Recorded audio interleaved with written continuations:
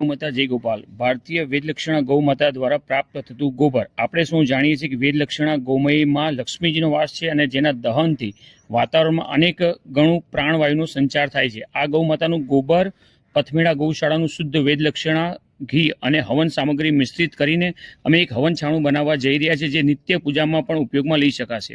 ચૈત્રી Navratri 19 March 2026થી શરૂ થઈ રહી છે. આપણા દરેક સનાતની હિન્દુ પરિવારમાં ઘરે ઘરે એક નાનકડો હવન થાય એનો અમે પ્રયાસ કરી રહ્યા છીએ. ભલે આપણને મંત્ર બોલતા નથી આવડતું, પણ એક એવું છાણું બની રહ્યું છે જેને ઘરમાં સવારે કે સાંજે દીવાબત્તીના સમયે પ્રગટાવવા માત્રથી એક નાનકડો હવન થઈ જશે અને વેદલક્ષણા ગૌ માતાથી મળી રહેલા ગૌગવ્ય વાપરવાથી વાતાવરણમાં રહેલી સૂક્ષ્મ સકારાત્મકતા ઉર્જાનો સંચાર થશે.